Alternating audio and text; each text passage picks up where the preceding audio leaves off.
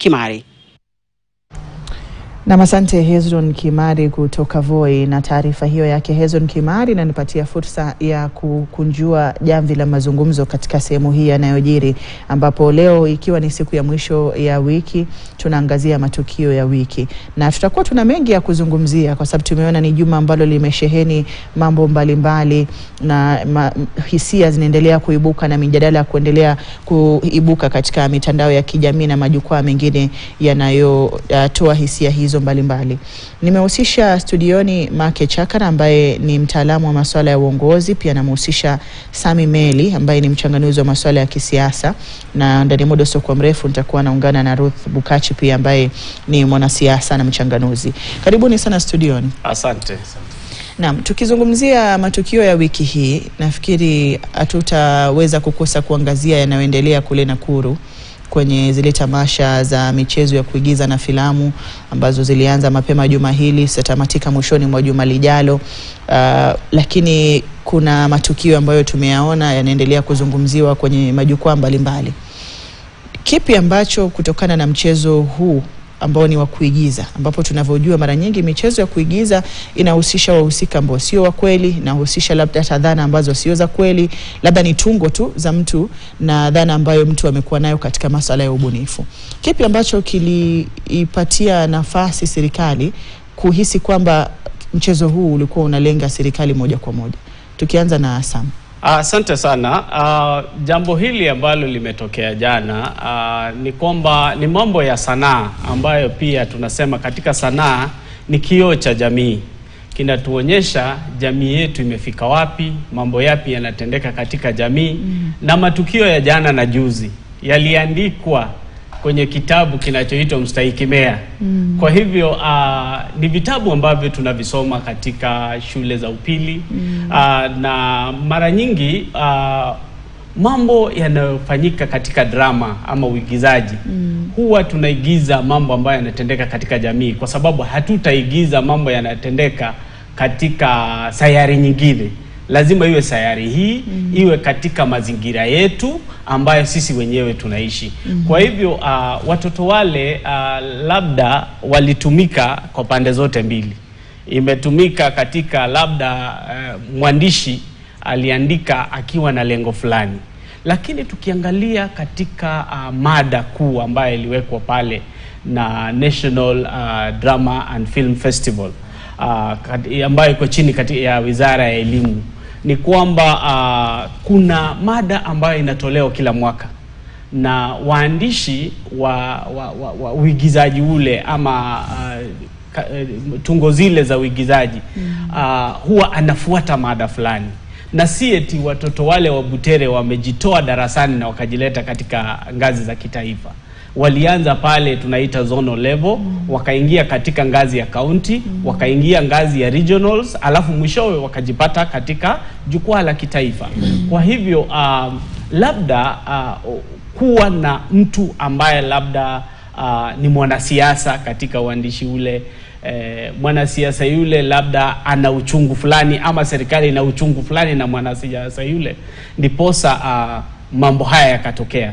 Lakini kuna michezo mingine ya kuigiza ambayo imewekwa kwenye jukwaa hilo, na kwa sababu haikuwa na mwandishi ambaye ni mwanasiasa. Alafu jambo fulani ambayo labda mara nyingi serikali ni kama inatoa sheria zile za kukandamiza mwalimu mwenyewe.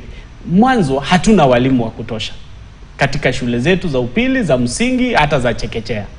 Hata chuo kikuu hatuna waadhiri wa kutosha. Kwa hivyo mambo mengine labda unatarajia mwalimu aje aandike mchezo wa kuigiza, awafunze wale wanafunzi jinsi ya kuigiza, kisha awalete katika mambo ya kuigiza. Ni vigumu kwa walimu wale, kama silabasi yenyewe ni ngumu kwao kumaliza. Watafanyaje mambo ya kuigiza? Ndiposa watu wa kutoka nje wanaitwa ili wasaidie, ni wasaidizi tu. Ndiposa hata ukisema mwelekezi uigizaji ule. Si Cleo Malala imeandikwa pale, lazima ni mwalimu mkuu wa shule ile ama mwalimu mmoja wa walimu, lakini Cleo amekuja pale labda katika usaidizi wa uandishi na kuelekeza wanafunzi katika kufanya sanaa ile. Mwanzoni mwaka wa 2013 Cleophas Malala aliandika nyingine inaitwa Shackles of Doom ambayo pia ilikataliwa, na aliyekuwa kiongozi wa wengi wakati huo Bwana Murkomen ambaye sasa ni waziri katika serikali hii alisema kuna shida gani na Shackles of Doom, hata ingeletwa katika ikulu rais aangalie aweze kushuhudia. Wakati huo ilikuwa vizuri kwamba imeandikwa na Cleo Malala. Sasa yeye ni waziri, anasema Cleo Malala ametumia wanafunzi. Sasa tunasema kwa nini tuwe na sura mbili? Kama ulisema wakati ule wasichana wale shule ni ile labda mwalimu mkuu alikuwa yule, mbona unakuwa na sauti tofauti? Na katika kukinzana huko ndiko kunaleta kujulikana zaidi kwa mchezo wenyewe. Kuna shule nyingi ziko katika ngazi za kitaifa zinafanya uigizaji lakini hazijulikani kwa sababu ya mambo ya kisiasa yameingizwa ndani. Lakini watoto wetu, sheria ya nchi ama katiba yetu inatuweka kwamba tulinde haki za watoto. Tusiwatumie watoto katika vita. Na vita si lazima iwe vita vya bunduki, iwe ati ni vita vya mabomu, hapana. Inaweza kuwa ni vita vyetu vya kisiasa. Kwa hivyo watoto wetu wanastahili kuzuiwa. Ndiposa hata wakati wamepelekwa nyumbani, sio eti walitumia polisi kwa ubaya. Ndio, inaweza kuwa ni serikali imetumia polisi kwa ubaya, lakini ujue kwamba barabara ile wanapitia huenda kuna watu wamekasirika kwa sababu ya mchezo wao ama jinsi walivyo. Tutakuwa tunazungumzia hayo zaidi, naona wanakwenda mbele zaidi ya mazungumzo, lakini tupate kauli ya Mark kuhusiana na haya. Tofauti ya Shackles of Doom, kwa sababu tumeona historia ya michezo hiyo miwili ikiwa inafanana. Tofauti tu ni kwamba nafikiri wakati ule serikali haikuingilia kati na ilisikiza amri ya mahakama na mchezo huo ukaweza kuigizwa, lakini kwenye nafasi ya sasa tumeona kwamba kuigizwa kwa mchezo huo kulikuwa kidogo kuna changamoto, kwa sababu kuna baadhi ya vigezo muhimu ambavyo wanafunzi walihisi wamenyimwa katika kupewa nafasi ya kuigiza, hivyo wakaamua kutoigiza kabisa. Kauli yako ni ipi Mark kuhusiana na haya? Kwanza nashukuru kwa kunialika. Yale matukio ambayo yalitokea pale Nakuru, kwanza ni mambo ambayo ni ya kusikitisha, hasa ukitazama kwamba wale watoto walianza kuigiza mchezo huo tangu kutoka pale mashinani. Lakini cha kusikitisha zaidi ni kwamba ile management ya shule, principal, hatukuona principal mahali popote akiwa na usika ama akizungumza ama akijaribu kueleza nini inaendelea. Na ile hali principal ndiye amepewa. Unajua, mzazi ukileta mtoto wako shule, unajua at the back of your mind unajua nimepeleka mtoto wangu kusoma. Anaenda anasomea wapi? Nimepeleka mtoto wangu kusoma. So wakati unaleta mtoto wako kwa shule, una hand over mtoto wako kwa administration ya shule. Kwa hivyo ni responsibility ya administration ya shule kulinda yule mtoto kwa njia yote ile, sio usalama tu kama vile ndugu amesema, ili kuhakikisha kwamba avamiu na wakora ama hawapati anajisiwi pale, lakini kulinda kote, hata kimawazo, kile ambacho wanasikia, kile ambacho wanakuwa exposed to, yote hiyo yote ni kazi ya school management. Na sio school administration peke yake. Kumbuka wizara iko na wale quality assurance officers ambao wako mpaka chini mashinani.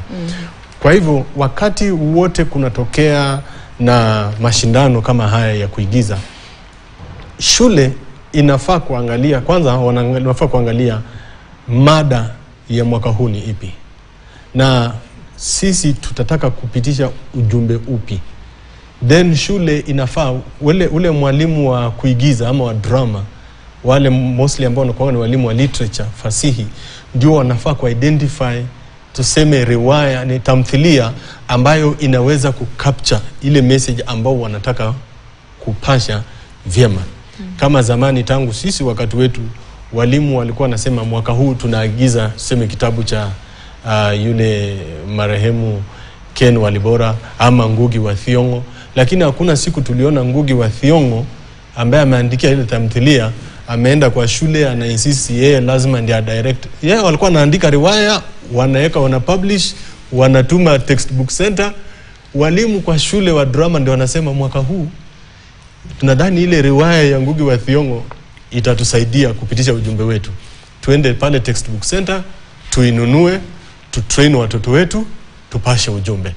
Kwa hivyo jambo ambalo imeleta utatanishi hapa ni pale kuhusika kwa yule mwandishi wa ile tamthilia katika kudirect ile play na kutrain wale watoto.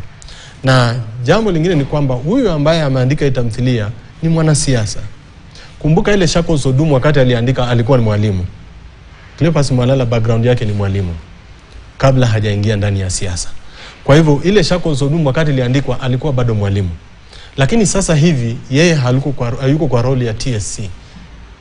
Kwa hivyo mwaka wa 2018 niko na barua hapa ile instructions zile ambazo TSC ilipeana kulingana na mambo ya drama. Tare circular number 14 2018 protection of pupils and students. Point 2 inasema persons not registered as teachers, that is including teachers whose names have been removed from the register of teachers, should not be incorporated in the school programs including co-curricular activities to teach, to handle, to manage, to coach, supervise and assist in the teaching, handling, managing, coaching and supervision of pupils. Sasa kumbuka kwamba hiyo ni TSC kwa sababu waliona kuna loopholes hapa ambao watoto inaweza kuexploitiwa, watoto wanaweza kuexploitiwa. Sasa kwa mfano hapa mhusika ni mtu wa siasa. Pale tumesikia watu wanasema Kasongo must go. Na lakini ukiangalia theme mada hasa ile ya ile tamthilia, setting yake ilikuwa Middle Eastern. Sasa Kasongo anapatikana Middle East. Kwa hivyo wakati unapata semi kama hizo, unaona sasa already ukitazama kutumia kurunzi ya kisiasa tayari unaona tayari pale kuna tatizo. Unaona? Kwa hivyo ndio iliona serikali ikaweza kuingilia kati kwa sababu wale watoto kama wanafunzi wote wale wana ile ari ya kutaka kuonyesha umaarufu wao katika kuigiza kama watoto wengine wote. Lakini pale kwa kuingiza ile mada ama ile aspect, unajua tukitazama tu kwamba watoto wamenyimwa haki yao ya kuonyesha talanta yao peke yake, hapo hatutakuwa objective. Lakini tukiignore the political aspect ya kuhusika kwa mwanasiasa kwa kudirect ule mchezo, basi hapo sasa hatutakuwa tuko honest. Na hayo tu ndio maoni yangu. Naam, Sami, maoni yako ni yapi kuhusiana na baadhi ya kauli ambazo Maka anazitaja? Kwa sababu iwapo walitoa maagizo hayo waliotoa kama Wizara ya Elimu, bado kuna shule nyingi ambazo kila mwaka zinakuwa na wakufunzi ambao sio walimu na hawapo katika TSC na wanafanya labda tuseme maigizo ama wanawasilisha mashairi mbalimbali na ngonjera na zinakwenda kwenye majukwaa paka ya kimataifa ama ya kitaifa. Tofauti ya hii ni nini? Ni kwa sababu labda mwandishi wa mchezo huu alikuwa ni mwanasiasa? Nafikiri jambo nililosema mwanzoni ni kwamba hatuna walimu wa kutosha, na wakati mwingine unapata shule haina mwalimu wa kufanya mambo ya uigizaji. Ndiposa shule nyingi, hata sio chache, nyingi ambazo zimefika katika ngazi za kitaifa hazijatumia walimu. Zimetumia wakufunzi ambao wanatoka nje, ambao labda wana uzoefu wa kuandika nyaraka hizi za kwenda kuigiza. Kwa hivyo jinsi ambavyo jambo hili limejitokeza tu kwa sababu ni mwanasiasa ameshiriki. Lakini kuna wengine wengi ambao wanashiriki katika shughuli hizi za uigizaji ambao si walimu. Ndio sheria ndiyo imetoka. Lakini mnaweza kufanya bila ikiwa hamna mwalimu. Mna watoto wanataka kufanya uigizaji lakini hamna mwalimu wa uigizaji, inabidi mtoke nje, na wakati mwingine shule inakadiria katika malipo ya yule ambaye atakuja kusimamia chini ya usimamizi wa walimu wa hapo. Ndiyo, lakini kupata mwalimu wa uigizaji siku hizi ni ngumu. Kwa hivyo unaweza kupata hata mwalimu mmoja anazunguka shule kadhaa. Katika ngazi za kitaifa unaweza kupata mwalimu mmoja ana michezo kama 4 ambayo imeingia katika ngazi ya kitaifa na ni shule tofauti tofauti. Kwa hivyo ni kwa sababu ni Cleophas Malala, lakini shule nyingi zinafanya vile vile.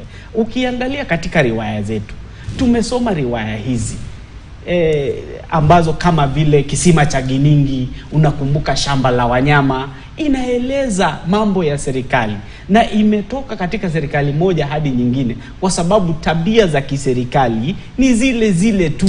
Ni kama kuangalia tabia za vijana waliovunja ungo.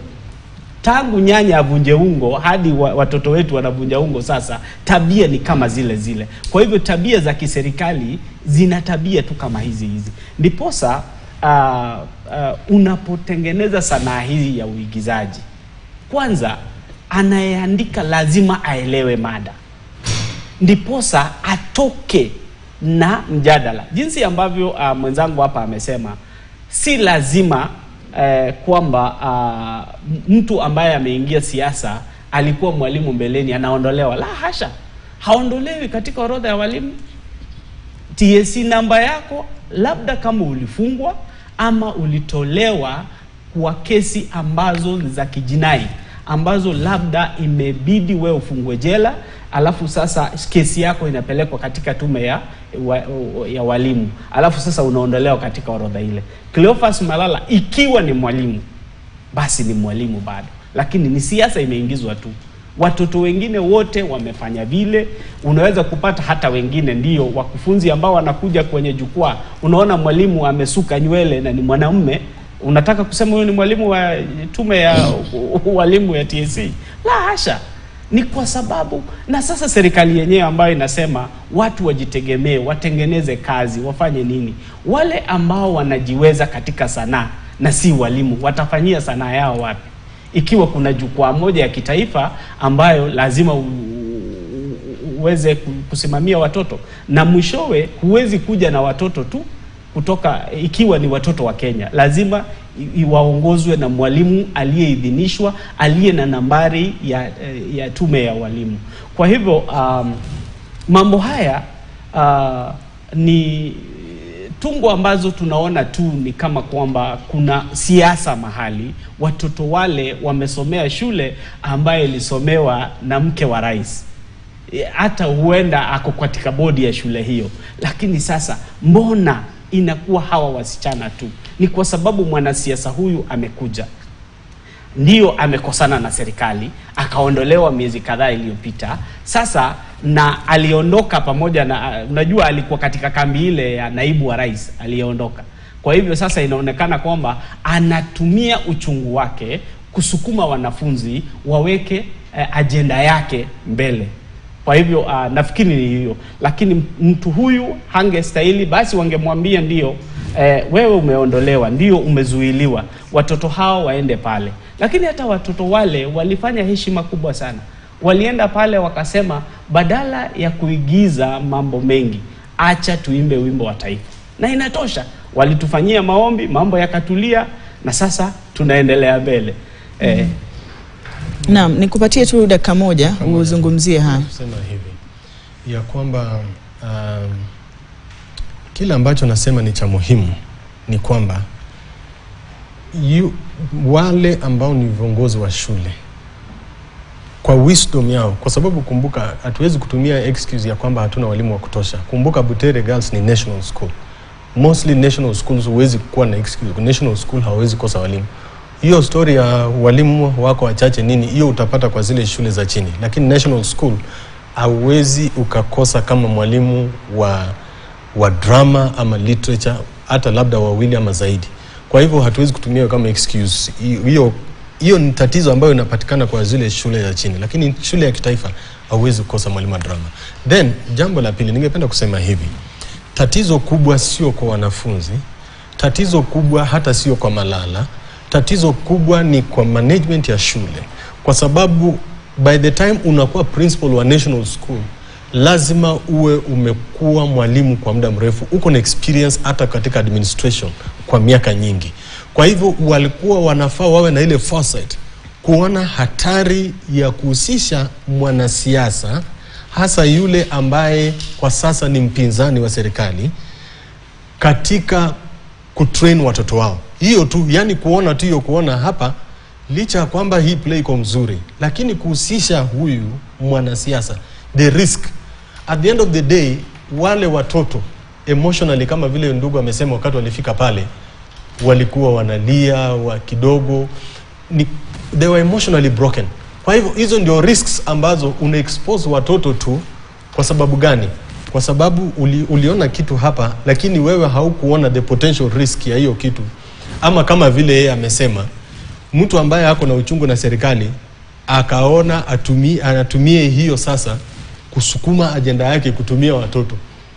Unaona? Nafikiri ametaja kama dhana, sidhani kama alikuwa na. But of course, nilisema hapo mbeleni, you cannot separate or ignore the political aspect ya kuhusika kwa mwanasiasa na jinsi ambavyo dhana ya wale ambao ni wapinzani wake ambao wakambi tofauti wanaweza kuwa nayo katika yeye kuhusika. You cannot ignore that. Nafikiri Wakenya wengi Mark wanajiuliza, wewe kama mtu mzima una dhana ambazo unazizungumzia kwamba kuna mambo ya kisiasa na kuna uongozi wa shule, wale wanafunzi wako pale kuonyesha talanta zao. Ndio hiyo. Na kungekuwa labda na njia tofauti za kuweza kushughulikia swala. Sio mara ya kwanza kwenye historia kama tulivyotaja kuona mchezo ambao serikali umehisi kwamba unagusa serikali moja kwa moja. Kuna hekima gani ambayo serikali ingechukua ukilinganisha na uamuzi wa mwaka 2013 na sasa? Sami tukiangalia nguvu ambayo ilitumika pale, vituo za machozi vilirushwa, na iwapo kuna vurugu au la, unapotumia vituo machozi hauvisemi viende kwa Sam ama Mark kwa sababu wale ndio unawalenga, vitakwenda kwenye hewa yote iliyoanikiza pale. Kwa hivyo bila shaka wanafunzi waliweza kupumua hewa ile ya vituo za machozi, na ndiposa tumeona Jaji Mkuu Martha Koome pia akikashifu hatua ambayo ilichukuliwa na maafisa usalama kwamba ni nguvu kupita kiasi, ni ukiukaji wa haki na sheria na pia katiba katika sheria ya kujieleza. Tukiangazia hayo, kwa sababu unaona Mark zaidi anaangazia sababu ambazo labda serikali ingekuwa nazo ya kuchukua hatua zilizochukuliwa, lakini je, kulikuwa na haja ya kuchukua viwango ambavyo tulichukua, hata kuwapeleka wanafunzi na labda msururu wa maafisa usalama, iwe ni kwa usalama wao au la? Walipokuwa wanakuja, nafikiri kama mlivyotaja, mchezo ule ulikuwa umeigizwa tangu mashinani. Hakuna yoyote ambaye hakujua kwamba wanakuja kuigiza mchezo wa Echoes of War. Kungekuwa na hatari yoyote, wangewaleta kuanzia Kakamega hadi Nakuru na wangewarudisha, labda ingekuwa inaeleweka. Lakini kuwarudisha bila kuwaleta pia inaibua maswali. Tuanze na Sami kisha tutampatia Mark. Nafikiri baada ya kuwa na katiba mpya, tume ya ama idara ya polisi labda haijawahi kupata kusoma upya vipengee vipya vya katiba na kupata nyenzo mpya ama vitu vipya vya kutumia wakati unashughulika na wanafunzi. Asilimia kubwa kama vile 90% hapo Nakuru katika uwanja huo ilikuwa wanafunzi walio chini ya miaka 18. Nafikiri askari wangetumia njia tofauti ya kuwaelekeza wale wanafunzi mbali na kurusha vitoa machozi. Pia pale kulikuwa na watu wazima ambao hawakusaidia kurudisha mambo katika hali ya kawaida.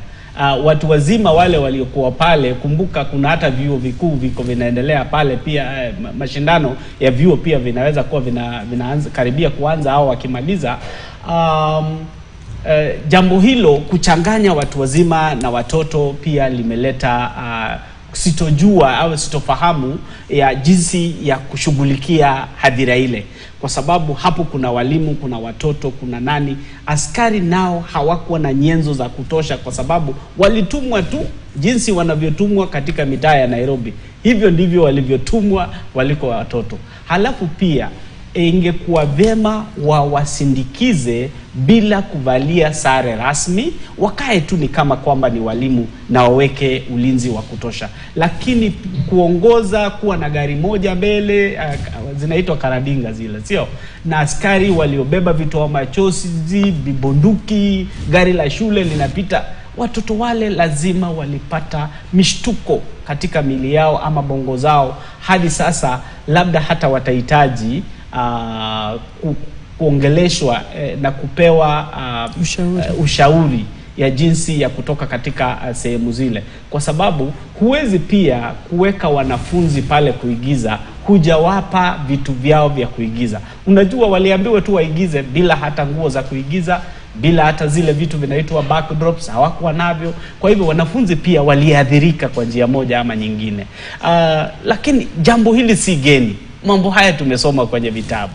Tumesoma katika Kifo Kisimani kwamba kuna wakati watalazimishwa watu kuigiza saa 12 asubuhi kabla mtu yeyote hajakuja. Kuwe na anayesimamia ama kusiwe, wawe tu wamefanya. Na hivyo ndivyo wasichana wa Butere wamefanyiwa.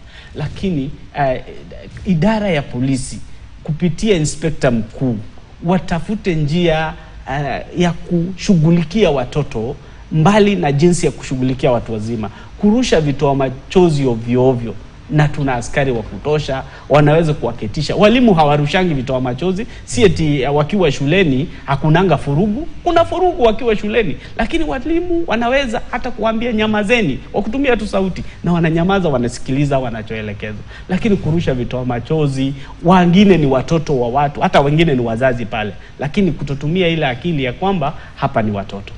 Kubaliana na ndugu.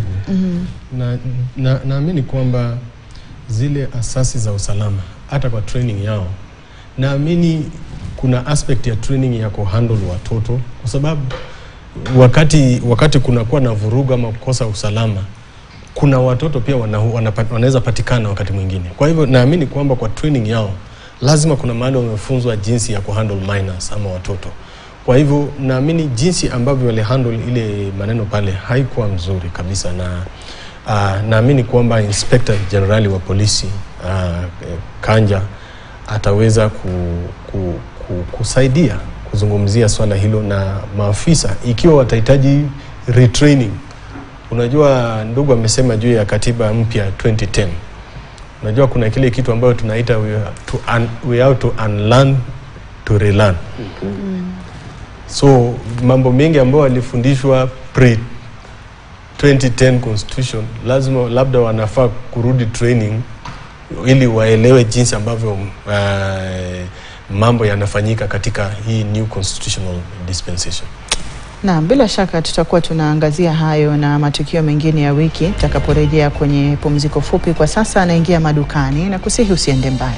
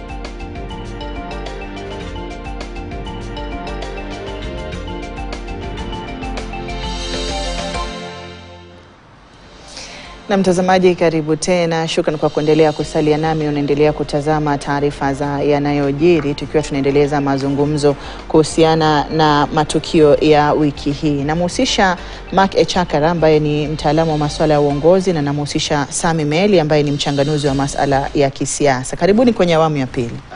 Na tukihama masuala yanayoendelea kuibua mijadala, yanayoendelea kujiri kule katika kaunti ya Nakuru ya tamasha za michezo ya kuigiza na filamu. Mengine ambayo yamejiri juma hili, na labda mwanzoni kabisa mwa juma, ni tumeona zile kauli za aliyekuwa naibu rais ambazo alizitoa katika kikao cha moja kwa moja na shirika la The Standard na runinga KTN.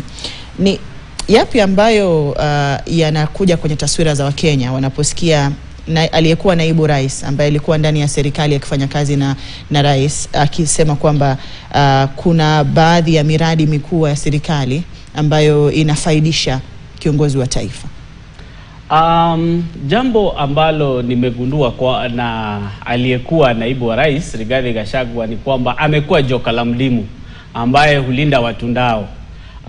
Alikuwa na nafasi wakati ule akiwa kwenye serikali kutuambia yanayoendelea katika serikali hiyo, lakini tuliona akifanya kinyume. Alikuwa anatuambia serikali inaendelea vizuri, rais anafanya kazi, kazi ya nchi inaendelea mbele, uchumi unaendelea vizuri. Kisha alipopatikana katika tandabelua ile lililomtoa, akaanza kuongea kinyume. Naibu wa rais alikuwa na nafasi mzuri sana ya kujiuzulu, akangoja atolewe. Ikiwa yeye anaweza kusema kwamba ni msafi kama pamba ama ni safi kama pamba, tunaweza kusema mbona hakujitoa mwanzoni? Vile vile anatuambia mambo ambayo labda yalikuwa yanapangwa ndani ya serikali. Jinsi ambavyo aliwataja wasaidizi wa rais, mimi ninafikiri kwamba kila msimamizi wa eneo fulani kuna mtu ambaye anakuangalia saa, ili wakati mwingine usipoteze wakati katika mkutano mmoja na labda unangojewa kwingine. Na nafikiri akawataja Faruk Kibet, akawataja na Dennis Itumbi. Nafikiri rais ana nguvu ya kukupatia, kwa mfano aseme Hidaya, ninaenda katika mkutano, lakini ikifika saa 3 njoo uniambie ili nisichelewe kwenda jambo fulani, ama niende nipumzike ndio niwe tayari katika mkutano mwingine. Na nafikiri aliwataja wasaidizi hao wa rais, na nikaona ni kama kwamba ana uchungu fulani na wao. Hajapona tangu aachishwe kazi, na kweli kuachishwa kazi ni ngumu, sio rahisi. Ukiachishwa kazi hata unahitaji kuenda kupata ushauri na saa ambao hajapewa. Kwa hivyo yeye ni machungu tu anayo, mimi ninaona vile. Japo kuna mambo ndiyo anaweza kuwa amesema. Rais alisema yeye aliitisha bilioni 10. Yeye anasema rais alikuwa anataka kunipatia bilioni 2. Kumbe kuna pesa ilikuwa inapeanwa. Kwa hivyo hapo hatujakosana. Kuna mtu anapeana pesa na kuna mtu alitaka pesa. Ni sawa? Haya, pili, akaja akatuambia kuna mambo ambayo yanaendelea kwenye serikali ambayo yeye alikuwa mwanzo ni kwamba ikiwa wewe ni kiongozi alafu upate pingamizi na mdogo wako, mara nyingi kazi huwa ngumu kufanyika, huwa vigumu kufanya kazi. Alipewa hata majukumu ya kufukuzana na watengenezaji pombe za haramu kule katika mkoa wa Kati na nchi nzima, akashughulikia hayo. Inamaanisha alikuwa na kazi ya kutosha kufanya, lakini aliamua kwenda kinyume na kiongozi. Na ukiangazia katiba haijampa naibu wa rais kazi maalum. Imesema kazi atapewa majukumu na rais, na anamsaidia rais wakati ambapo kuna shida, labda rais mgonjwa hajiwezi, labda rais hajiuzulu, yeye ndiye anachukua hatamu ile. Kwa hivyo mambo yao yalianza mwanzo. Unaona hata yeye mwenyewe anasema mwaka wa kwanza walikuwa tayari washakosana. Ndiposa hata tukaanza kupewa mambo ambayo yalikuwa yakiendelea katika baraza la mawaziri kule ndani, na inasemekana hakuongea hata wakati mmoja. Sasa unashindwa anayesema ukweli ni nani, anayesema uongo ni nani. Lakini tumeona wanasiasa wengi waliofutwa nyakati za mzee Moi, waliofutwa nyakati za mzee Kibaki, lakini wengi hawakuenda kuleta mambo ambayo ya kindani ndani jinsi ambavyo naibu wa rais aliondolewa mamlakani anavyofanya.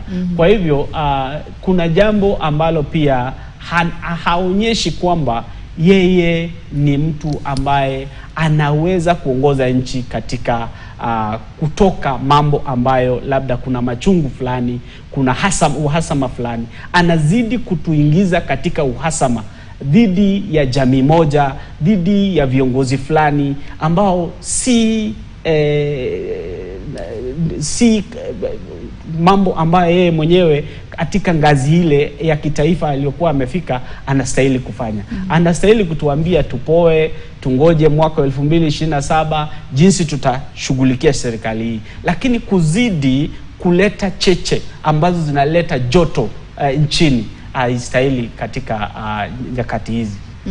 Mark, maoni yako ni yapi kama mtaalamu wa masuala ya uongozi, na tukiangazia kwamba kauli hizi aliyekuwa naibu wa rais anazitoa baada ya kutoka katika serikali kama alivyotaja Sami? Hakuweza kuzisema wakati akiwa ndani ya serikali kwa sababu hakuwa anayaona maovu, sasa hivi ndio yamekuwa ni maovu, ama dhana ni gani ambayo inajitokeza kutokana na kauli zake? Nakubaliana na ndugu Sami kwa sababu uwezi, unajua ni kama yule mume akikosana na mke wake, hata hajakosana naye, anataka kuoa mke wa pili. Mara nyingi atasema huyu mama wakati nilimuoa alikuwa mrembo, alikuwa naoga, siku hizi haogi. Anajaribu kutafuta vijisababu ndio aoe mke wa pili. Naibu wa rais aliyekuwa naibu wa rais Rigathi Gachagua, na ukiona yale mambo anataja ni mambo ambayo yanafaa kuwa confidential. Kulingana na sheria, kusema ukweli, hata anafaa awe ameshikwa. Unajua mataifa mengine sema kama Amerika ama mataifa mengine, uwezo ukakuja kuzungumzia yale maswala kwa sababu you took an oath of office, oath of secrecy. Yale mambo ambayo yanazungumziwa faragani, kwa sababu yale ambayo yanazungumziwa kwa cabinet faragani, kwa siri, hatufai kujua details, na wale mawaziri wamekula kiapo kwamba wataweka hiyo siri. Yale tu inatoka pale ni cabinet resolution inawekwa nje, lakini yale ambayo details vile walizungumza mpaka wakakubaliana kufika pale, wananchi hata hawawezi kujua. Kama walikosana wakagombana akasema hapana, hii hatuwezi kubali, baadaye wakasema sawa tupunguze, baadaye wanapeana common position. Lakini hakuna vile utajua tu walikosana, tuligombana, tulivurutana na wakubwa huko ndani. Hiyo haifai kuwa hivyo. Kwa hivyo hiyo tayari inaonyesha kwamba Rigathi Gachagua hafai kuwa, hata hawezi kuongoza hii taifa, leave alone hata kuongoza county kuwa governor, kwa sababu mambo ambayo mmezungumza kwa siri faragani na umekula kiapo kwamba haufai kufunua, ukikuja kuanza sasa kusema in details, unasema hii ilikuwa inafanyika, hii ilikuwa inafanyika. Wakati ulikuwa huko ndani, kwa nini haukusema? Kwa sababu kwa mataifa mengine, mtu ukiona kitu ambacho kinafanyika katika serikali na haiambatani na maadili yako mwenyewe kibinafsi, watu wengi wanajiuzulu. Alafu wanakuja wanaitisha media, vyombo vya habari, wanasema mimi leo nimetenda my resignation na ni kwa sababu ya hii na hii na hii. Wakati tulichukua kiapo tulisema kwamba tutapigana na ufisadi, lakini naona ufisadi ndio umekithiri katika serikali. Lakini sasa uwezi kumbuka hata pale seneti alikuwa ameketi pale, amechukua mawakili zaidi ya 20 kumtetea ili asitoke kwa hii serikali. Sasa unashindwa kuelewa. Hata sasa ana kesi hata sasa hivi bado yuko kesi kotini kuchallenge kutolewa kwake.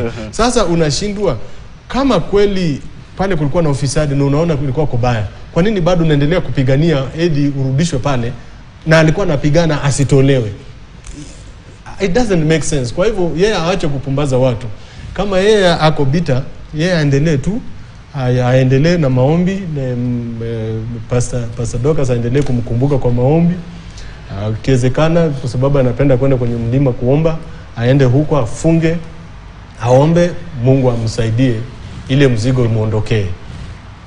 Naam, tukiachana na hayo, kuna pia tukio ambalo limegonga vichwa vya habari juma hili kutoka kule kwenye kaunti ya Mombasa, ambapo jumba la ghorofa 11 lilibomolewa kufuatia masuala ya kiusalama na kuhatarisha maisha ya watu waliokuwa wanaishi kwenye mazingira yale.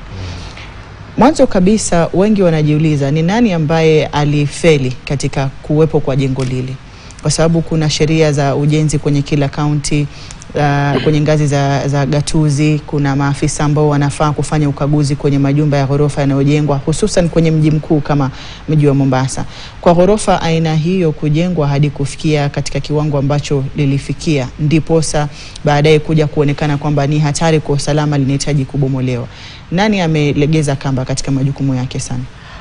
Naona katika nchi zilizoendelea mambo haya hutokea pia. Makosa hutokea katika ujenzi, na wakati mwingine unaweza kuwa kama mhandisi umezingatia kila kitu, lakini unajua wewe hukuumba ardhi yenyewe inaweza amua kusonga, na ikishasonga nyumba yako itainama, upende usipende. Kwa hivyo nafikiri wale watu wote walizingatia mambo yote ya ujenzi, lakini mambo tu tuseme ya Mungu yalitokea. Ardhi ilisonga, labda ilisonga chini ya bahari, jumba lile likasonga, ama labda uzito ambao ulidhaniwa mbeleni haungeshikiliwa na mchanga ule. Na ukumbuke sehemu hiyo mara nyingi ni sehemu ambayo ina changarawe. Kwa hivyo ndiposa uliona serikali ilikuja kusaidia katika ubomozi wake. Na jeshi letu lilihusika na likabomoa katika njia ya kisasa zaidi, njia ambayo ilikuwa salama, njia ambayo haikuwadhuru watu. Kwa hivyo hapo ndio mara ya kwanza naweza kupea viongozi wetu heko, kwa sababu waliangalia hasara ambayo ingetokea, wakafanya mambo haraka ili kusitokee baadaye upotezaji wa maisha. Kwa hivyo wakati huu kuna vyumba mara nyingi unasikia jumba hili limeinama miaka 3-4, tumesema mambo haya, hakuna mtu anashughulikia, tunafanya nini, kisha jumba lile likaboromoka likiwa na watu ndani. Lakini kwa sasa jumba hili halikuwa limekamilika katika ujenzi wake, lakini ilikuwa imekaribia ukamilifu wake. Lakini mjenzi alipoona, hata mwenye nyumba alikubali kwamba jambo hili limetokea, acha jumba hili libomolewe kwa usalama wa wana Mombasa, kwa usalama wa Wakenya, watoto kwa watu wazima. Na Mark, maoni yako ni yapi kuhusiana na iwapo ilikuwa ni makosa ya yoyote yalikuwa kwenye katika mchakato huo, ama ilikuwa tu ni mambo labda ya kijiografia na mabadiliko ambayo yasingetabiriwa iliyosababisha kuwepo kwa hali iliyokuwepo katika eneo hilo la Mombasa na jumba hili? Kama jinsi ambavyo ndugu Sami amesema, kuna uwezekano wale wahandisi walifuatilia kila hatua kuhakikisha kwamba wanafanya kazi yao kwa njia inayopaswa. Na pia kuna uwezekano kulikuwa na matatizo ambayo ni ya ardhi kusonga ama nature ambayo iliweza kuathiri mjengo ule. Na pia kuna uwezekano wale ambao, hayo yote, all those are possibilities, wale ambao wana jukumu ya kuhakikisha kumonitor progress development projects kama mijengo, wale ambao in charge of city planning, wale wahandisi wa county ya Mombasa, kuna uwezekano labda hao pia walilegea katika kazi yao. Na pia tusisahau, hapa si Marekani, hii ni Kenya. Na hii Kenya yetu hii tunafanyishwa wa PE, mambo mengine ambayo hatukutarajia utashangaa yalifanyika. Yule ambaye ni mtazamaji ama mhandisi ama supervisor kutoka county government alipewa kitu kidogo, akaambia hii wewe nyamazia, wewe enda kula na mama na watoto. Hii ni Kenya, anything is possible. Lakini cha muhimu ni kwamba ile tuliweza kuziba ufa kabla tulazimika kujenga ukuta. Na jeshi kwa mara ya kwanza kwa taifa hili waliweza kubomoa ule mjengo kwa njia ambayo ni professional na hakukuwa na athari. Wale watu walipewa evacuation orders na radius ya karibu kilomita 1 ili kwamba ile wakati mjengo inalipuliwa watu wasiumie na pia ile wasiumie masikio ama mambo kama. Kwa hivyo for the first time tuliona kitu imefanyika ambayo inapaswa kufanywa jinsi ilivyo. Na hatukuwa na sasa yule ambaye nilikuwa mwenye investor sasa ndiye sasa atakadiria hasara, na kama alikuwa hajachukua insurance sasa ataenda lilie nyuma ya bafu. Naam, tuliona uangalifu wa kutosha kama mlivyotaja, lakini kwa bahati mbaya ama kwa upande mmoja au mwingine kuna baadhi ya wafanyabiashara na baadhi ya majumba ambayo yalikuwa karibu ambayo hayakuwa na watu, kwa sababu tuliona watu wakiondolewa pale na kupewa amri ya kuhama kwa muda. Vioo vya majumba yale na milango vimeharibika. Kama tuseme ni ghorofa ya labda ghorofa 6 ama zaidi, ikiwa vioo vyote vya nyumba nzima, kwa sababu ya ule mtikiso ambao ulitumika katika kubomoa nyumba yenyewe. Sheria sijui kama inapeana mwelekezo wa ni nani anayefaa kugharamia hasara hizo, kwa sababu wale wengine walikuwa hawahusiki katika hali ambayo ilikuwepo. Ilikuwa ni kwa usalama wao na hakuna aliyekataa kwamba kuondoka kwao wala kutii amri ya kuhama pale kwa muda ilikuwa sio kwa usalama wao. Na nafikiri pia wakazi wa Mombasa walilielewa hilo, ndiposa wakafuata ule utaratibu uliokuwa umewekwa, wagonjwa wakahamishwa katika hospitali ya Makadara.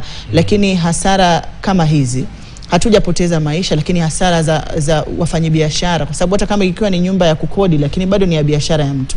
Hasara kama hizi zinafaa kufidiwa na nani? Ni serikali, ni mwekezaji? Na iwapo sio makosa ya mwekezaji, nani haswa anafaa kuja kuangazia hasara hizi na atalada kufanya masuala ya fidi sana? Nafikiri wakati unapofanya ujenzi, hasa wakati inajengwa na mwanakandarasi, kuna sheria ambazo huwa zinazingatiwa, na hata kuchukua insurance ambayo labda itazingatia mambo ya hasara ambayo yanaweza kutokea. Kaunti ya Mombasa ambayo ilichukua hatua ya haraka kupitia gavana wao, na wakahakikisha kwamba jambo hilo limetendeka. Mimi mara nyingi ninaangalia kwamba ikiwa uhai haukupotezwa, mali inaweza kurudishwa na inaweza kushiriki katika inaweza kushirikisha kaunti ya Mombasa, kwa sababu wana emergency fund ambayo labda wanaweza itumia kurudishia majamaa wale majirani vioo. Mwanakandarasi yule aliyejenga jengo lile pia huenda kuna njia ambayo anaweza kurudisha vioo vile. Lakini jambo la muhimu zaidi ni kwamba uhai wa wagonjwa ambao walikuwa kwenye hospitali ambayo ilikuwa karibu, wale majirani wa jengo hilo, mali nyingine ambayo ingeweza kuondolewa, wale waliweza kuondoa, waliondoa, iliweza kuwa katika hali nzuri. Lakini vioo vile vilivunjika, ni vitu vinaweza kubadilishwa na kaunti ya Mombasa inaweza kusimamia jambo hilo. Hata jeshi letu ambalo lilifanya jambo hilo, mara nyingi nao wana hela ndogo ndogo za kukadiria mambo ya dharura kama yale. Kwa hivyo nafikiri kuna sehemu nyingi hata wasamaria wema pia wanaweza kujitokeza kuwasaidia, kwa sababu uliona ilikuwa a multi agency operation. Kwa hivyo mpaka ambulances zilikuwa pale, zimamoto zilikuwa kule, washauri na saha pia waliwekwa kule, wanaoweza kusaidia ikiwa kunakuwa na majeraha mawili matatu walikuwa pale. Kwa hivyo mambo ya mali, vioo vilivyovunjika, hivyo ni vitu vinaweza kurudishwa, lakini sijasikia kwamba kuna jengo lilivunjwa. Mbali na kuna majengo yaliyovunjwa, ni majengo yaliyoathirika kwa sababu ya mtikiso, kwa sababu mtikiso unaleta masuala mengi, kwa sababu unatikisa ardhi. Na pia labda ni muhimu kufahamu tu, kwa sababu masuala kama haya iwapo yatakuwa yanatokea kwenye jamii, ni muhimu jamii na umma kufahamishwa na pia kujua mchakato mzima. Je, tunapotumia vilipuzi kuangusha ghorofa, kuna athari zozote za kuharibu misingi ya majumba mengine yaliyopo karibu? Tusiwe tunabomoa moja kwa sababu limejengwa vibaya, na katika hali ya kulibomoa kutengeneza shida zingine ambazo hazikuwepo. Na pia kama ulivyotaja, iwapo kuna utaratibu kama hizo, ni muhimu wakazi wajue, wale walioathirika katika labda upande mmoja au mwingine wafahamu. Mark, maoni yako ni yapi? Kwa sababu tunajua kwamba kama alivyotaja Sam, ilikuwa ni idara mbalimbali zimekuja pamoja na ilikuwa ni jambo ambalo lina nia njema, lakini kwa hasara ndogo ndogo ambazo tunaziona ni vitu ambavyo vinafaa viwe vimekadiriwa katika labda mchakato mzima wa kisheria wa kushughulikia masuala kama hayo, ama labda bado ni masuala ambayo tunayafikiria upi? Sidhani kama vile ndugu Sami amesema kuna uwezekano, lakini naamini kwamba primary responsibility ni kwa yule mwanakandarasi ambaye alijenga lile jengo. Au hiyo jengo kila kitu inafaa kuwa insured, kila kitu. Kwa hivyo naamini kwamba insurance ya yule mwanakandarasi, wale ambao wameathirika, majirani ambao wameathirika, wanafaa kuleta cost. Na naamini kwa sababu county government ilihusika katika kusupervise ile demolition, pia county government, wale wakazi wa maeneo hayo wanafaa kushirikiana na county government ndio waweze kukadiria uharibifu uliotokea, alafu ile invoice wasacharge the contractor, kwa sababu hiyo yote inakuwa factored in. Ukienda kwa quantity survey inakuwa factored in kwa cost ya construction in case jambo kama hilo litukie. Kwa hivyo lazima, naamini kwamba serikali ya county ya gatuzi ya Mombasa itafanya kazi na wale wakazi wa maeneo hayo waweze kukadiria uharibifu na ndio waweze kupeana, ndio waweze kutatua tatizo hilo. Lakini jeshi unajua ilihusika tu because of their expertise. Wao tu peke yake ndio walikuwa na capacity ya kudemolish ile building. Kwa hivyo hao hawatahusika kwa jambo yote ya compensation. Hao waliletwa tu kwa sababu wao pekee ndio wako na capacity walikuwa na capacity ya kuangusha lile jengo. Lakini swala la kulipa na kufidia wale ambao waliathirika na ubomoaji ule itakuja squarely kwa contractor na yule investor ambaye alifanya pale kazi. Bila shaka ni vizuri kufahamu hayo, na labda kwa manufaa itazama pia labda kupata mawili matatu na kujibu maswali ambayo labda watu huenda wakawa nayo. Lakini nafikiri tulisikia kauli ya aliyekuwa mbunge wa Embakasi Kusini akisema kwamba jengo lile halikuwa na bima. Kwa hivyo tutakuwa tunasubiri kuona mambo yatakuwa yanaendaje katika masuala kama hayo, labda ya kufidia, na ni upande upi ambao utachukua nafasi ya kuwasaidia wale waliopata uharibifu mdogo kwa njia moja au nyingine katika hali ya mtikiso wa kuangusha ghorofa ile.